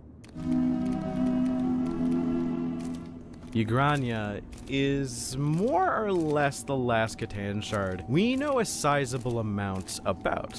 Basically, as the title of The World Shaper would suggest, its main abilities focus around the manipulation of the environment and the control of planets. It's actually pretty damn powerful, as it can control the entire environment of a planet and even destroy it with a whim. It's alleged to be so good at doing so that it's likely the Catan based around the concept of the formation of planets themselves, or just some other kind of ecological concept that I'm just being too vague about. It was responsible for the rule and creation of the World Engine, a massive planetoid made of metal that was host to a Necron dynasty during the War of Heaven. And even after the betrayal of the Silent King and sharding of the World Shaper, it still existed on the World Engine as a whole. There was a lot of hijinks involved, but they would involve me basically just recounting an entire Ultramarine story, so I suggest just reading about it yourself, as there isn't much else to know other than it has a pretty badass physical description back when it was just a full-ass Catan, and it convinced a few other chapters of Space Marines to fight and destroy a certain Necron who'd actually gotten hold of its original Necrodermis skin to, I don't know, get godlike powers, which it did. The last shard we know about was actually more or less destroyed, or, well, as destroyed as a Catan shard can be. It was banished into the warp when Cato Sicarius threw a vortex grenade at it, which is honestly how we should deal with the majority of these problems, you know. To quote another YouTuber, the concept of perfect immortality kind of gets thrown out the window when the idea of throwing someone into the center of a fucking sun kind of comes up, so. Infaran, the Spiral Flame, Ayashudra, the Endless Swarm, and Ogdriata, the Arisen. We know very little about any of these, other than A, they exist, and B, that with Infaran, it was just used like a Pokemon to fight Tyranids once by Nemesari Yardas. I'm not kidding. The names are all we have to go on, so piece together whatever you need to kind of make your peace with that. And that's everything. Or at least everything I could find on all the Catan and Catan shards that currently exist in the 40k universe. There could be more, and there's probably a few that I missed. The game has existed for over 30 years, so there's probably a few snippets that I haven't seen, and also probably going to be a few snippets happening in the near future. But regardless, I really enjoyed researching all of these, and in general, I think the Catan being used as sparingly as they are is a good thing. If you overuse the biggest bad in a setting, you will see people care less and less about them. See Abaddon the Despoiler for, you know, my confirmation there. But what do you all think? Are the Catan cool? Do you want to see any of them specifically get a model, or any kind of Catan in general get a type of model? And what would that be? I have this kind of fascination with the idea of the Outsider coming back as like a Demon Primarch level model that just is one singular entity that's a centerpiece model and is just stupidly overpowered, but that's just me. Let me know in the comments, and also let me know what you think about the longer video formats. I want to try and give you guys more stuff you can enjoy, so I'm out here trying to make longer videos. It's a lot more satisfying to make than just 2 smaller videos a week, so I kind of enjoy it. But if you guys don't like it, I'll go back. Also, remember to like and subscribe. Special thanks to my channel members for supporting me, and if you want to support me as well as gain access to additional and early content, then become a channel member today. Thanks once again for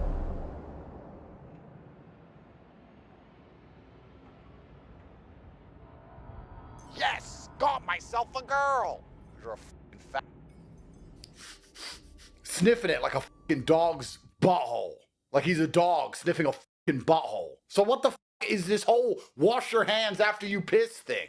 Why is everyone so amazed if you don't wash? I don't wash my hands after my piss. I wear a diamond watch. I've got 8 baby mamas. What more do you want me to do? I've proved I'm black. I've been to jail. I've got my black card. When does it fucking help me out? Help a nigger out. No blacks. Negate. No packies. Washing your hands after you take a piss is for bitches. It's bitch shit. Basically, I do whatever I want. All the time. And that's because I'm rich. Well, guys, it looks like that we are already back here yet again with one of the founding fathers of the fake tough guy alpha male movement and the bottom G himself, good old Andrew Tate. And you see, this downright goober has really just been on some shit lately and seems to have finally recovered from all of the multiple L's that have been just coming at him left and right after his boxing match, and now seems to fully be back to his usual dumbass activities of just embarrassing himself, all in order to try to rage bait people into either giving him views or signing up with his little war room. And since the last time we covered him, he's been doing a lot of his typical shit, like talking about cock carousels. The cock carousel. And buying a brand new car, which he then immediately got an enormous ego high off of, and felt the need to hop into it, drive around in a couple of circles, and just talk shit about how he is just winning in life, and how you're just a brokey who can never afford that type of car. Guys, all you need is a big fat pile of money, and you'll be happy. That's the reason you hate yourself. That's the reason you're with that ugly girlfriend. You have to pretend to love her. And you're like, yeah, babe, yeah. I love the fact you're 30. You wouldn't be with a 30-year-old if you had money. Let's cut the bullshit. Oh, I really always wanted a BMW. No, what you always wanted was a Koenigsegg, and a Bugatti, and a Pagani, and a private jet, and a yacht. But Tate bought them all, and you can't have one. Boy, I really wanted this BMW. It's my dream car. Your dreams suck. You suck because you're poor. Brokey. Yeah, that's right. Go log in. Go log into the mainframe. Log into your little computer for your fucking goy thing. Go get your goy slave wage. You know, you can all basically the whole world can just suck it. You know, they put me in jail, but pretty people don't go to jail. We don't pay the fine, we don't pay the bail. The law is for the ordinary, common people, you know? That's what the law is for the ugly people, the common people, the wages, the brokies, the people with jobs. You may as well smear shit all over it. You're invisible. You BMW drivers, you're invisible. You don't matter to the world, like me. So, yeah, your chick's ugly, and it's because you're poor. And obviously, this is a whole lot of big talk and energy from the guy who just went on an apology tour and who just got his ass whooped by a TikToker in the ring and then made a ton of excuses for it. But it's some energy that we hadn't seen for quite a while, where he's finally recovering a little bit of that ego. And even though these videos have been his typical shit that he often uses to try to get people fired up, or to basically just stroke himself and glaze himself, it seems that's not pulling in the attention that he used to get and that he wants to get. So he decided that he was going to mix it up a little bit and was going to start picking some of the weirdest and strangest topics to basically have a little mini meltdown about and to essentially just bitch about. And this started off with the topic of washing your hands after you take a piss, which for some reason he is obsessed with at this point and has been bringing up nonstop. And it's basically become a part of his damn brand with how many times he's talked about it in the past week. Washing your hands after you take a piss is for bitches. Bitch shit, you're a f***ing adult. You've been pissing your whole life. You can't take a piss without covering your hands in urine. My dick is clean, and I don't piss on my hands. So I don't really understand why I need to rush to wash my hands afterwards. I see all these punks standing there after they take a piss. Oh, frivolously washing their fingers. Oh no, I touched my own wiener. You're scared of your own dick? You touched your own dick? So you're scared of the germs? There's something wrong with this. I said this to a girl once. She's like, that's disgusting. Then I realized that that's what it is. All these men wash their hands after dick piss because some girl at some point has told them to. That's it. Some girl at some point says, wash your hands after the toilet. Okay. And then they all stand there scrubbing their fingers with like fucking f***ings. And I really do not have a single fucking clue why this goober is so obsessed with this topic, or why he has become such a dickhand activist to where every time he wants to shake his buddy's hands, he wants to know that they were just touching on their dick and didn't wash it after. But it's clearly a whole lot of goofiness and just a desperate call for attention. And on top of all of this, I find it really hard to believe that he's not pissing on his hand at any time, considering he can't even talk without fucking covering the entire balcony in spit. So you know damn well he can't control it or piss in a straight line. But it's something that, again, he has just been dying on this hill for and has been pushing out more than his regular content, and has even felt the need to incorporate self-glazing as he does so, just to really pat that ego and just to really try to look like a badass as he's trying to push the point that he likes to shake his buddy's dick hands and don't want them washing their hands after they piss. Like, I actually just don't understand. Let me tell you what I do. I walk in there. Yeah. Come on, dick out instead. Careful. No. Piss. Finish. And just walk. And everyone's looking at me, watching me just walk straight out as they stand there washing their hands. They stand there in the sink. Watch me walk straight the f*** out. And then some girl comes over, you can have a photo? I'm like, yeah, baby, here, yeah, come put my hands all over her. Give a shit, bro. If you want the photo, I can put a fuck. They need a certificate. I wash my hands. Shut the f*** up, bro. Bitch coded. And yeah, I bet you didn't expect to get the Andrew Tate pissing on you POV today, but there it is. And this is not the only topic and hill that he has become obsessed on dying on, to where he is prioritizing it over his other content, because recently, good old Taint decided he was going to post another emergency meeting, which typically would consist of him trying to teach all of his followers how to actually be an alpha male, and how to make money, and how to be cool, and all that other stupid shit. And during it, he even has a non-stop little feed running at the bottom of the screen, promoting his little war room and promoting people signing up with his little courses so they can join the Brotherhood and all that. But this time, instead of teaching them anything, it just consisted of him going on another little rant and rampage about one of the dumbest topics possible that seemed to piss him off that day. And the little emergency meeting was titled Enough is Enough. So let's just go ahead and take a look at how this shit started. Guys, when are we gonna deal with these people? I'm not advocating for violence. I'm a peaceful man. But something must be done. You know, in case you haven't noticed, the world, which I enjoy and love. I love the world. I'm a happy guy. But there are some niggles, you know? When God made the world, he put some niggles in. I think it's primarily to keep me on my toes.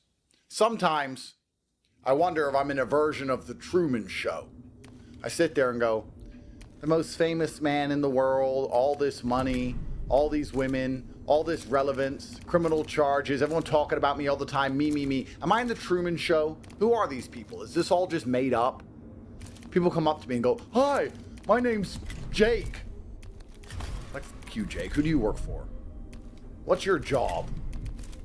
What is the acting role you've been tasked with? Today was the final straw, and I want to know when we're going to deal with these people.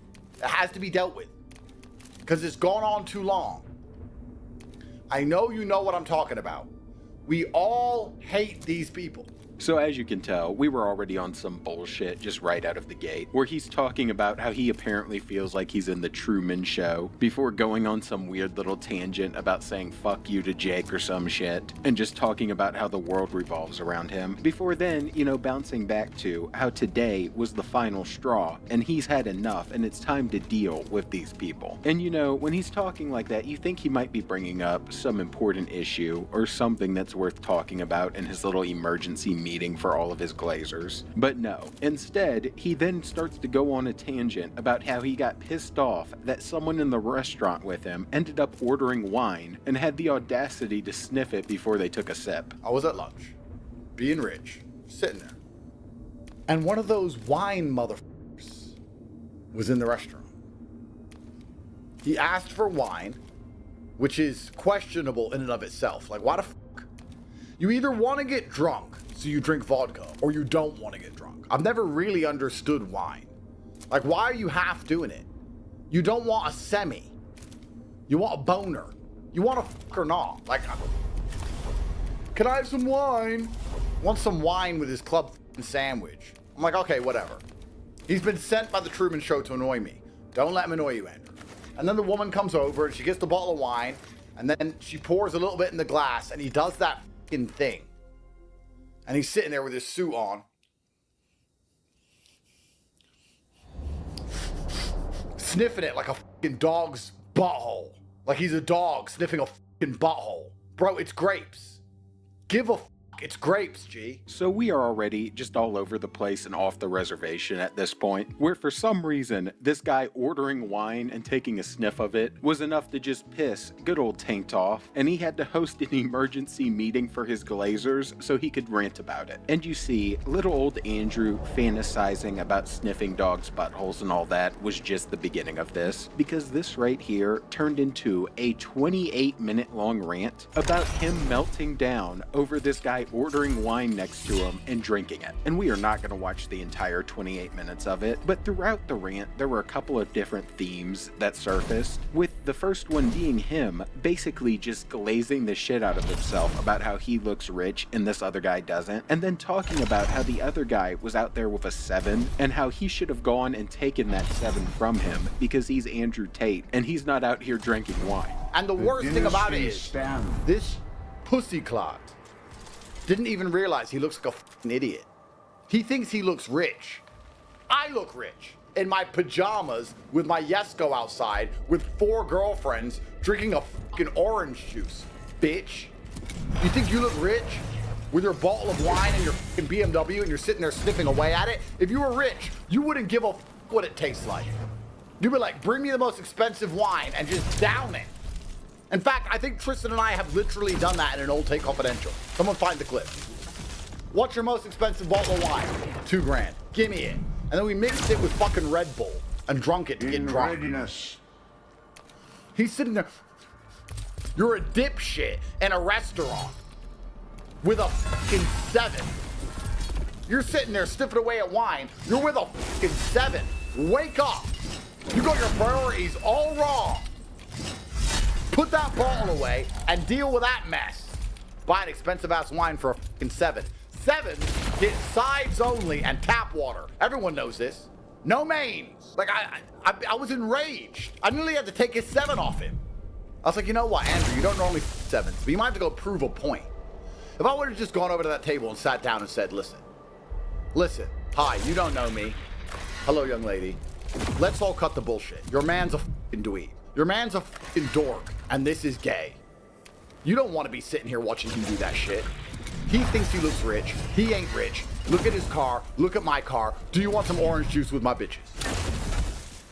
And I still do not know how our little dickhand activist here is so upset about wine, or why this subject is so important that it required this much time put into it. But as you can tell, that ego is just growing by the minute to where he thinks he could have just walked up and took this dude's girl, and she would have done it in a heartbeat. And he was really just feeling himself. And after this, for the next 15 minutes of the video, he proceeded to basically just melt down and call this guy a ton of different names. So many, in fact, that I threw together a little mini montage of him just melting down and freaking the fuck out. Fuck off. Fuck off. All wine tastes the same, and you only drink it to get drunk anyway. Kill yourself. Kill yourself. No one's stopping these people. They're just out here amongst us. Who's gonna put this shit to a fucking end, bruv? No one's stopping this. They think they matter in the world. It infuriates me. I have to do something about it. I'm gonna have to start stealing 7s. People are like, Tate, why are you rolling with her? I'm like, her boyfriend was trying to f around with some wine bottle. I had to steal her. Now I'm stuck with her. You fucking idiot. You fucking moron. Of course they've corked. What the fuck are you talking about? I'm like the only guy sitting there giving him evil energy across the room, projecting my chi into his brain. Just sitting there. He's trying to drink his wine.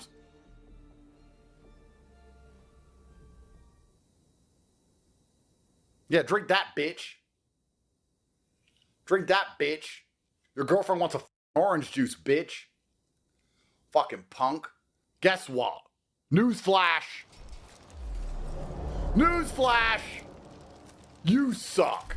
The f is wrong with you people? What the fuck is wrong with you? And you know, all of this was already just so damn goofy on its own, right? Like, this was like 25 minutes of pure stupidity all on its own. But then, the only other topic that this man discussed in this video, the only other thing he talked about was the washing your hands after you piss thing again. He looped back around like multiple days later, came back to this shit as he's ranting about the wine. It was living so rent-free in his head that he had to go at it again and start ranting about how he doesn't wash his hands after he pisses, and he doesn't want anyone else doing it either. Get a life. Get a fucking life. These are the same kind of men who wash their hands after they piss. That needs to also end. We need to put an end to this washing your hands after you piss crap. Everyone is amazed when I walk into a bathroom. When I mix with you peasants, when I go to a public establishment, and everyone's like, oh my God, Andrew Tate, oh my God, Top G, oh my God. And I walk in the bathroom and piss, and then just walk straight out without washing my hands. Everyone just watches me. I'm famous. They just watch me, flabbergasted. They're just like, they're sitting there washing their hands, and it's like, he didn't wash his hands. Why do I wash my hands? My dick ain't dirty.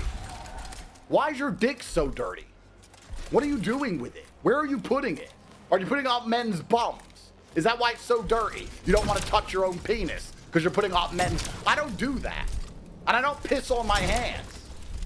So what the f is this whole wash your hands after you piss thing? Why is everyone so amazed if you don't wash... I don't wash my hands after my piss. Enough is enough. You know? There has to be a point you look in the mirror and just realize you're a fucking... victory. If you catch yourself sniffing grapes out of a glass, you need to just look in the mirror and go, I failed as a man. And there you have it. I don't know why he's doing these things. I don't know why he's so obsessed with these few different topics. But I guess this is what desperation does to you, to where you need to try to get attention by any means, even if it means that you die on some of the dumbest hills I've ever seen, and even if it means you abandon a lot of your original content in order to do so. But with that said, that is enough of this clown for one day, because fuck me, it's just so ridiculous. So if you enjoyed, please drop a sub and a like and join the Saints Mafia, where we are flaming all of these fake tough guys. And I'm out. Watching Andrew Tate continue to look like a jackass. And peace. I know this is never, ever, ever going to be a problem for you. Because if you dedicate your entire life to working, and you do everything right, and you try your very best, and you sell all that stock instead of saving for your retirement, you might, maybe, if you're lucky, be able to one day afford a tire for one of these cars.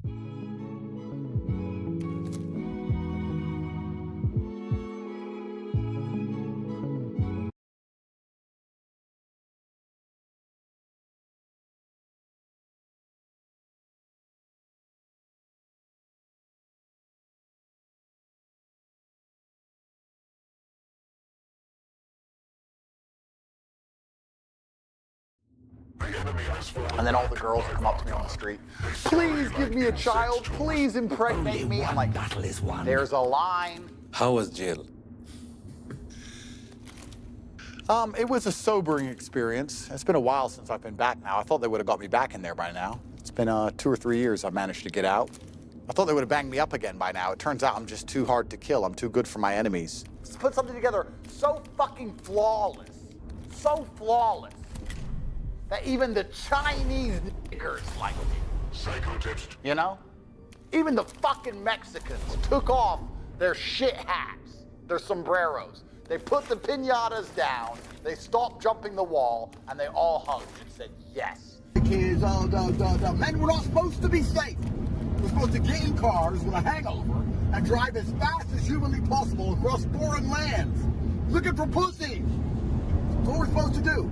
I really am amazed that when I look on the Twitter feeds of all these other people who are successful, all of their lives are brutally mundane. Well, guys, it looks like that we are back here yet again with the one and only top taint himself, good old Andrew Tate. And fuck me, has this guy just been on some major bullshit recently, where he has been continuing his generational run of just looking like a damn goober, and has been doing anything and everything out of pure desperation just to try to stay relevant. And the last time we talked about this downright clown, he was essentially trying to suckle from the clavicular gyno-filled titty, where he ended up doing another little live stream with him, where he sat there and glazed him, while also just trying to look like a badass and trying to gain more of that younger audience, so that hopefully he can repair his reputation and try to become relevant again. And unfortunately for Taint, this was just not the move, and it just led to him getting clowned on even more, which is no surprise considering the fact that he's hanging out with a meth head who likes to break his bones to look better. But since then, he is continuing to try to seek out attention, and to try to gain that image back of just being the top G. And in pursuit of this, it of course led to him producing this pile of shit right here that you could try to call a video, and that he decided to title Andrew Tate on Reuniting the World.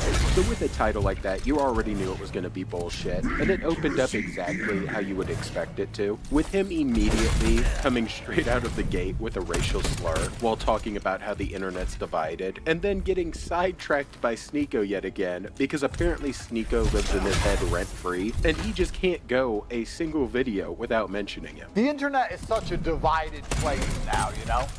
So much division. Where's the unity? Where's all the friendship? Can we all hold hands? I haven't heard a teacher sing Kumbaya in forever. Everything's fake, everything's gay. Especially that streamer which cannot be named. He is gay, bro. You want to be bad, bro. Gay. And I don't know what is up with this Harry Potter type shit where he's referring to him as the streamer who cannot be named, like he's fucking Voldemort out here. But you can already tell that he was just on his fuck shit. And he was, of course, just getting started with all of the shit talk and all of the ridiculous bullshit that he decided to spew out because he needed to try and get a little bit of attention. And after this, he then followed it up by bouncing all over the place from subject to subject, where he went from one moment just spamming racial slurs for every race and ethnicity that he possibly could, except the Mexicans. He just called them Mexicans. And then the very next, he was crying and complaining about how everyone online has something to bitch about and how they're all crybabies. What color's your Bugatti? Shut him down! Shut him down! So fun. I am so fucking cool. It's hard to contain it in my blood. But because the internet's so divided, I'm here to unite Earth. Like Michael Jackson. You know? I'm here to allow all the different people of all the different creeds to hold hands. The niggers, the packies, the chicks, the honkies, and the Mexicans. We're all gonna hold hands around the globe in one big united front. I'm here to unite humanity. Everyone's just a fucking baby, just a faggot. No matter what you say, there's some fucking baby on the internet crying about it. Everyone's fucking crying. Hello, my name's Andrew. Oh my God, human trafficker. I'll fucking human traffic your mom. Your mom, bro. Don't let me get anywhere near her. Straight to Romania. We know where these And I just want to remind you what the topic of this video was actually supposed to be, which was him talking about reuniting the world and talking about how the world was actually divided. And instead of that, we have just been all over the fucking place and are forming just absolutely zero coherent thoughts. He's got to either be trying to rage bait for attention or is just so upset with everything that's happened that half of this is actually him trying to rage bait and half of it is him being salty about everyone making fun of him. And he then went on to continue to basically just yap in this downright shit show of a video, where he of course ended up wrapping it up by basically just sucking his own dick and self-glazing like crazy, before then talking about the haters and just being salty about it. I invented so much cool shit. Nobody said brokey before me. Think about it. Not everyone's a brokey. You're a brokey. You're a wagey. Sticks and stones have minimal effect on living metal bones. And here I am again, uniting humanity. You couldn't thank me enough. No matter how hard you try to thank me, you really can't thank me enough. This is the sentence that absolutely nobody can disagree with. Nobody. It was the last time every single conscious human on the planet came to a complete consensus. And they all said, yes, that is true. Andrew is brilliant. He's a fucking genius. That's fucking brilliant. I understand why you feel. I totally do. I understand why you're all, like, obsessed with you. I understand why, like, the haters, fans. Andrew tasted this, let me amplify his content. When's the last time you see me amplify their content? No. They work for me, you know? They keep me hyper-relevant. Andrew tasted this. Thanks. And then all the girls will come up to me on the street. Please give me a child. Please impregnate me. I'm like, there's a line. Fucking hell. Bunch of queue jumpers.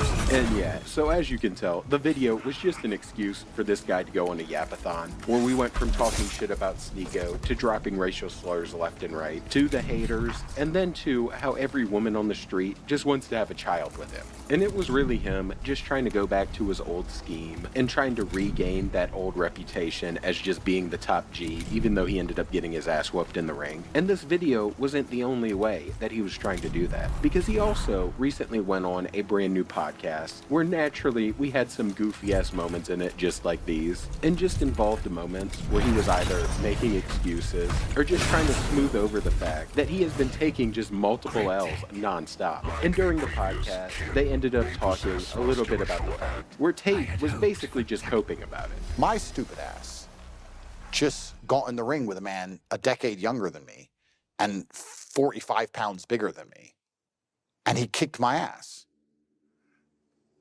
Why? I have money. I have fame. I didn't need to do it.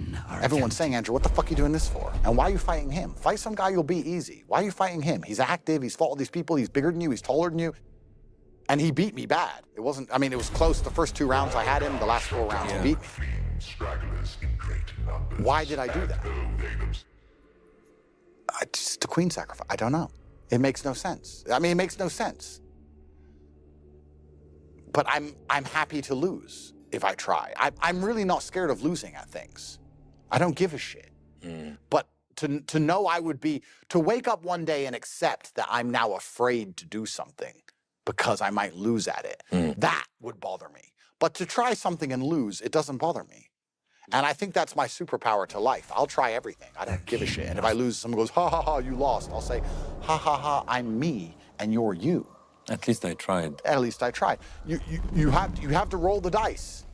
Feather in the wind. Sometimes, maybe if we fought the day before or I fought him the day after, I would have beat him. Who knows? But this is just the way it worked out. But I'm always the guy who looks at the chessboard and goes, you know what? I know how this ends if I don't try. But who knows how it will end if I do. And as you can tell, it is just some crazy work to where when he actually loses, now he wants to pretend that, oh, it's just the fact that I tried.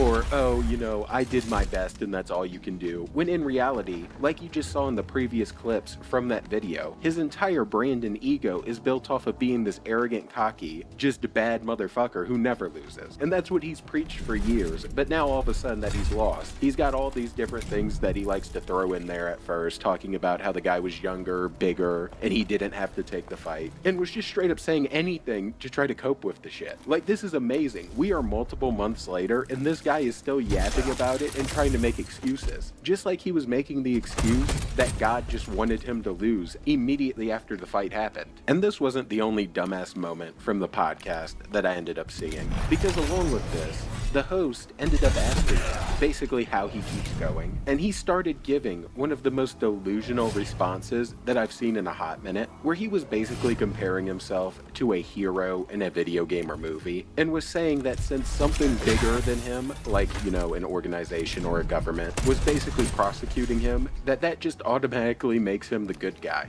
What kept you going all this time? Truly. What they did to me was completely unfair. They locked me in a jail cell in Romania, which is the worst jail in Europe. I had PTSD and nightmares for years. After I got out of jail, they locked me in my house for 3.5 years. I didn't see my mom when she had a heart attack. I didn't see one of my kids. They stole all my money. They slandered me across the media. They convinced a whole bunch of people who were completely psyoped that I'm a human trafficker and a rapist and a money launderer and an arms trafficker and a tax evader. Tax evader maybe, but the rest, that one maybe might be true. But they convinced all these people of all this garbage, completely slandered my international reputation, destroyed my business. They completely wrecked me. It's true, because I was too influential. And it was completely unfair what they did, absolutely.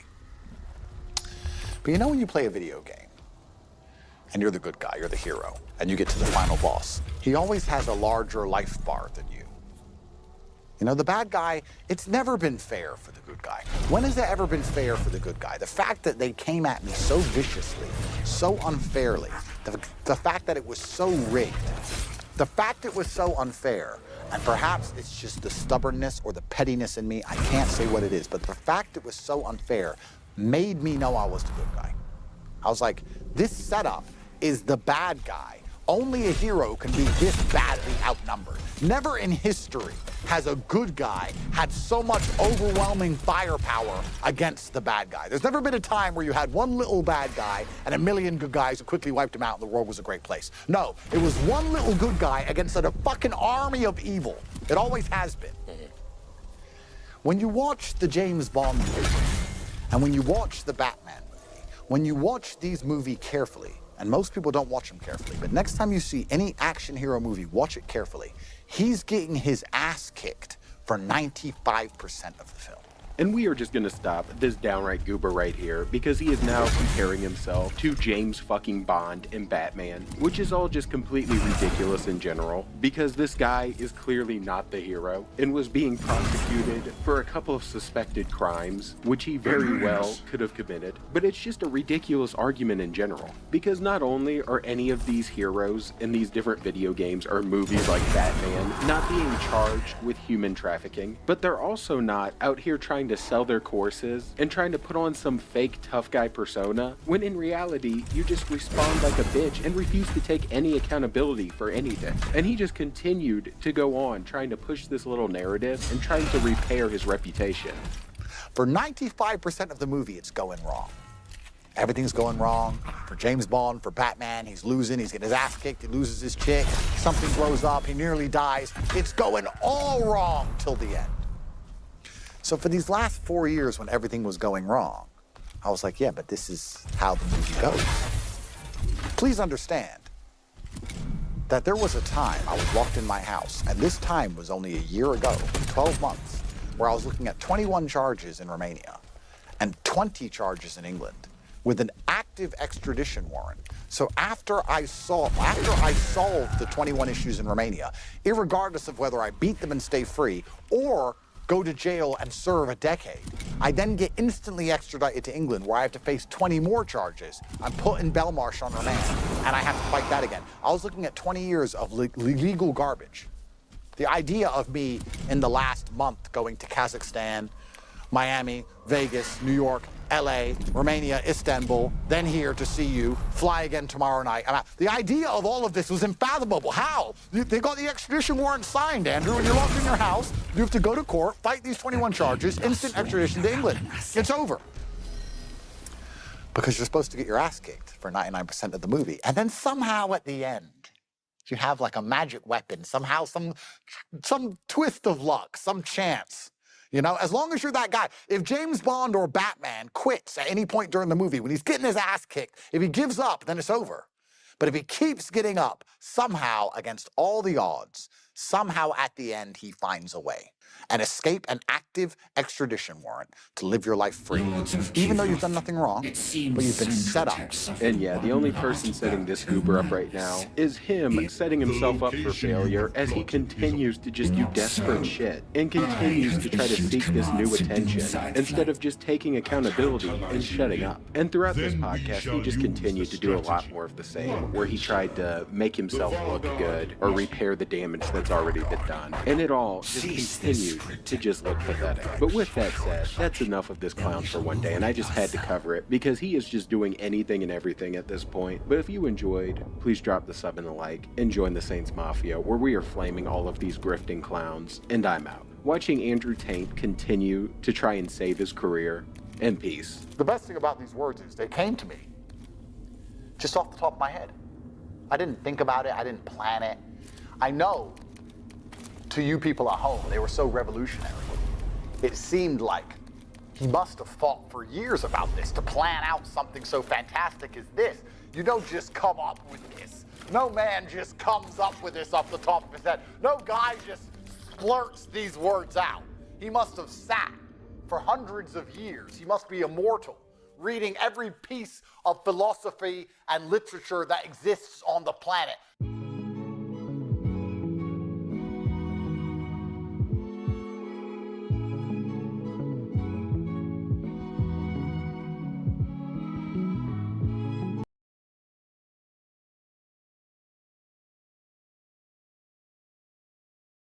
They say you must always respect your elders, because sometimes they can force the issue. Oi mate, can I borrow your pin? Ready. Hi, I'm Chrono the Harlequin, and welcome back to Live from the Black Library, where today I want to talk to you about the Star Gods, otherwise known as the Catan. Now, when I initially started recording this, I wanted to say that the Catan are one of those things that we kind of know both a lot about and almost nothing at all about. However, I realized this is Warhammer 40k, and that applies to a lot of things. One of those things being history. And on that note, my history channel, Harlequin History, is up and running once again. Guys, I am so sorry it took so long to get that channel back up and running, but there were huge production issues and I was very busy with my life. However, it's back, and I hope to have a video out at least once every month. Though for these first couple of months, it might be a little bit longer as things are still being sorted out a bit. But the channel is here to stay and back on track. So if you want, I ask you to check out my video about the dictator who became an emperor. But before we get into it, I just want to say thank you so much for watching this video. Please subscribe if you have not already done so. Consider supporting me on Patreon, joining my Discord server, or checking out my merch store, all linked down below. And without any further ado, let's get into the Catan. Now, what makes the Catan interesting to me is the fact that they're a very old piece of 40k lore, having been introduced back in August of 2002 in the first ever Necron Codex for the 3rd edition. And despite the fact that the Necrons themselves have undergone some massive lore changes, the Catan have stayed largely intact ever since their inception, and I really find that interesting. Sure, they've been added to and further expanded upon, but nothing has been outright changed, and there are very few things in 40k you can say that for. First and foremost about the Catan, they are apparently the oldest living beings in the universe. Not the galaxy, the universe. They were the first form of life to ever take shape after the Big Bang, with the 3rd edition Codex saying that they were born during the creation of the universe itself. However, back then, the Catan were not like what we know them today. In fact, they were actually beings of pure energy. And here's where things already start to get fascinating. Let me break this down for you. It is said the Catans existed right after the Big Bang, and were beings of pure energy. But is that even feasible?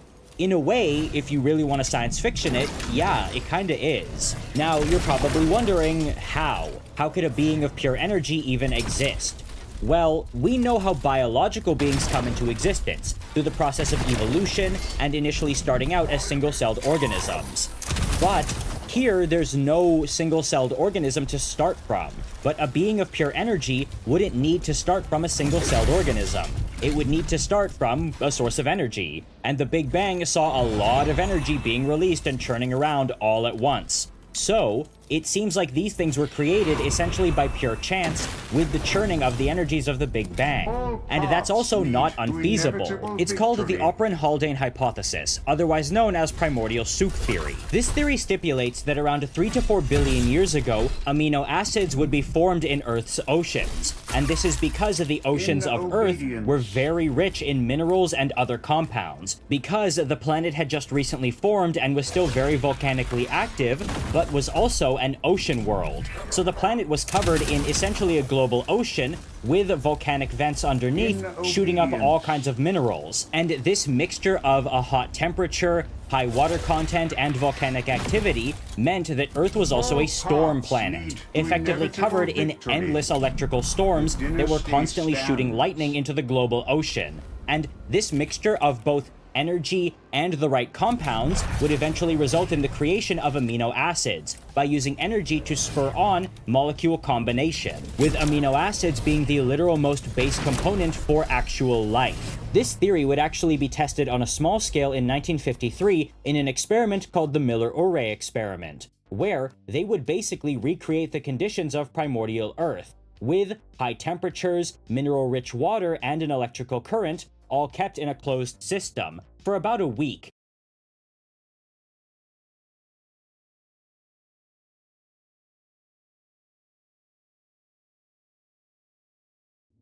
The tomb is preserved by Vargard, the enemy thrown hence in disarray.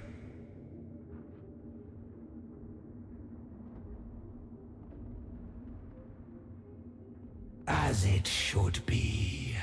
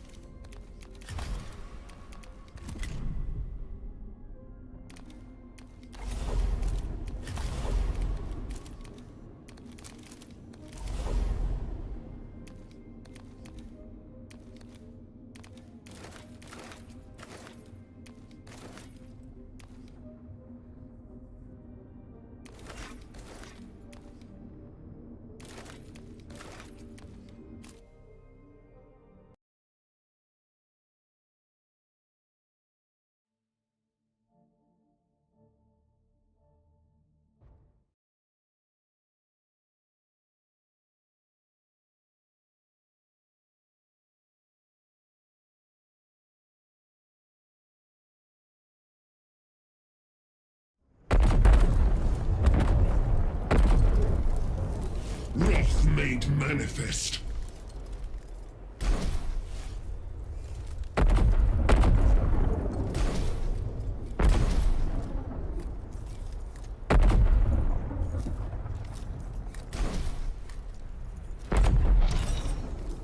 The stars serve.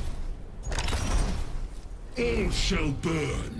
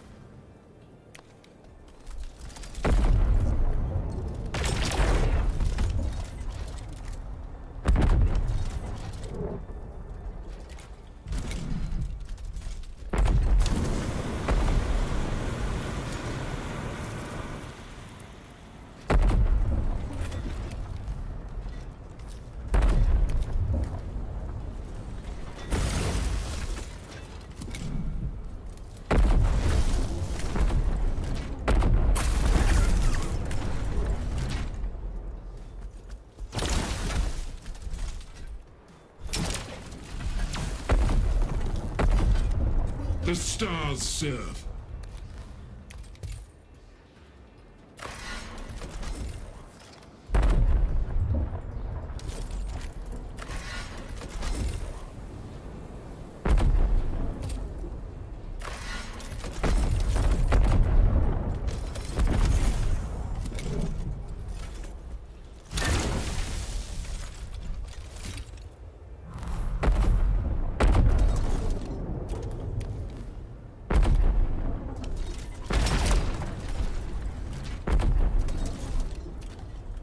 Punish them.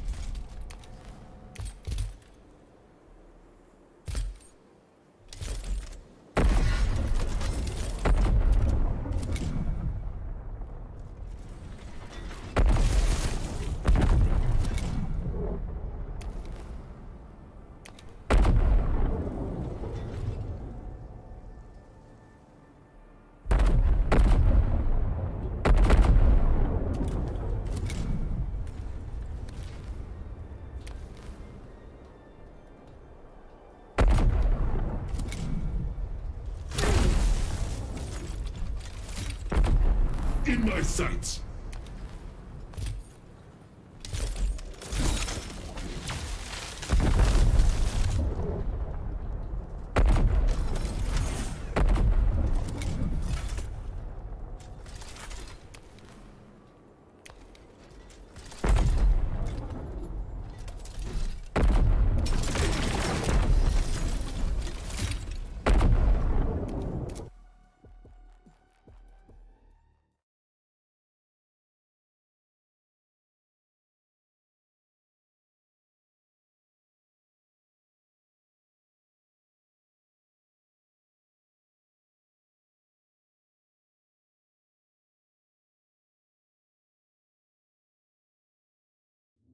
As the human forge pit burned, the ripples.